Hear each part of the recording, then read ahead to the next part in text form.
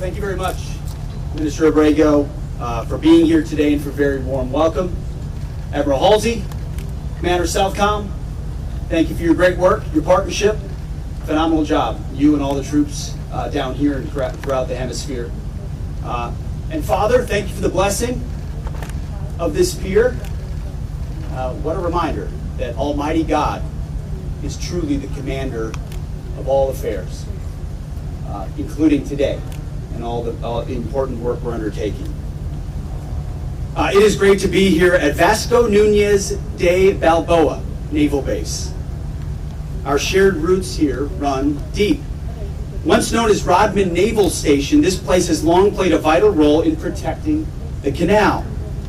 The security of the Panama Canal remains a key national interest of both the United States and Panama. In 1914, after the first ship sailed through the canal, the U.S. Secretary of War wrote, "The dream of the centuries has become a reality." This dream, once realized, drove prosperity in our hemisphere. And to preserve this dream for centuries to come, we must never lose sight of the canal's security. And today, the Panama Canal faces ongoing threats. The United States of America will not allow communist China or any other country to threaten the canal's operation or integrity. To this end, the United States and Panama have done more in recent weeks to strengthen our defense and security cooperation than we have in decades. That includes our meeting today and announcements to come. As we speak, U.S.-based military units are involved in joint exercises, planning, and other forms of cooperation with our Panamanian partners on both the Atlantic and Pacific sides of the canal. And together, we will take bold first steps to revive our defense and security ties between our countries. Right now, a U.S. Coast Guard cutter will transit the canal coming up this week to conduct counter-narcotic operations in the Eastern Pacific. U.S. Coast Guard cutter Kimball is moored in Panama City to conduct a subject matter expert exchange with personnel from the National Aeronaval Service of Panama, or SENAN.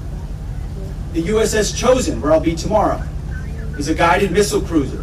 It's also docked in Panama City for a port visit as part of CENTSEC 25, the ongoing conference. And USS Normandy, another guided missile cruiser, is patrolling off Panama's Caribbean coast. While there, they are training an embarked team of officers and NCOs from SENAN, Panamanians, again, our partners. Several aircraft from the U.S. Marine Corps and Navy are visiting Panama to enhance our air and maritime security cooperation. We have stood up the Joint Security Cooperation Group, Panama, here in Panama City to coordinate U.S. military activities with our Panamanian partners. We will also continue to deepen cooperation in the long run.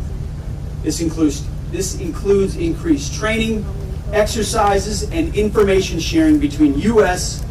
and Panama security forces. And in 2026, Panama will host the multilateral Panamax exercise. This training will focus on ensuring the free flow of commerce through the Panama Canal. And finally, this pier, Pier 3, tangibly represents America and Panama's shared commitment to the canal's security. Thanks to over $5 million in support from the U.S. Army Corps of Engineers, we have refurbished this pier behind us. These needed infrastructure improvements revitalize this historic facility and strengthen maritime security both in the canal and into the Pacific Ocean. Our relationship with Panama, especially our security relationship, will continue to grow in the months and years ahead. Our relationship is growing in part to meet Communist China's rising challenge. China-based companies continue to control critical infrastructure in the canal area. That gives China the potential to conduct surveillance activities across Panama. This makes Panama and the United States less secure less prosperous, and less sovereign. And as President Donald Trump has pointed out, that situation is not acceptable. We are grateful to President Molino, Minister Abrego, and your teams, along with the Panama Canal Authority, for responding to these threats and safeguarding the canal. President Molino's decision to withdraw from the Belt and Road Initiative reflects his government's clear understanding of China and the threat it poses. I want to be very clear. China did not build this canal. China does not operate this canal. And China will not weaponize this canal. Together with Panama in the lead, we will keep the canal secure and available for all nations through the deterrent power of the strongest, most effective, and most lethal fighting force in the world. We will do this in partnership with Panama. Together, we will take back the Panama Canal from China's influence. And we will do this along with other capable, like-minded allies and partners. This is what peace through strength looks like. You see, the first time a sitting American president set foot outside of the United States, the first time, was to see the construction of the Panama Canal. President Teddy Roosevelt spent 3 days here in November of 1906. He was here both to inspect the project and to emphasize how important it was to our security and our prosperity. After his visit, Roosevelt described the canal as one of the great and giant feats of the ages. Nearly 120 years later, this canal remains a wonder of the world. And like President Roosevelt, President Trump today recognizes the canal's rightful place as the center of our shared hemisphere. It connects 2 continents and 2 oceans, transporting over $250 billion in goods per year and 40% of U.S. shipping. 70% of the ships that pass through this canal are going to or from U.S. ports. It saves nearly 8,000 miles for shipping traveling between our coasts.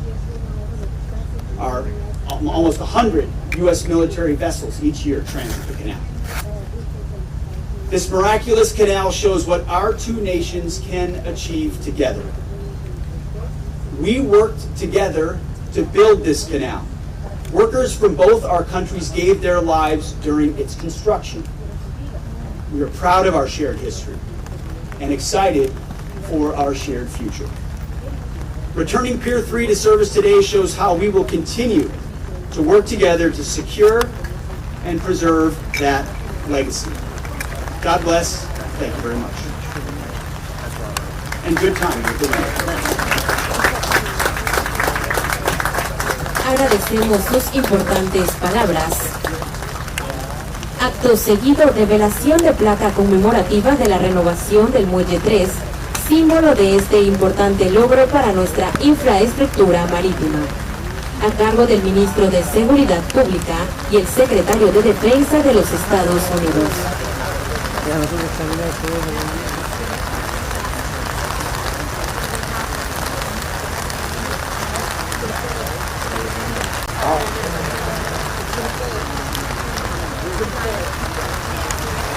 Este acto simbólico representa el compromiso y el esfuerzo conjunto en pro de la seguridad y operatividad de nuestras instalaciones. En estos momentos hacen la revelación. Por favor, brindemos un fuerte aplauso.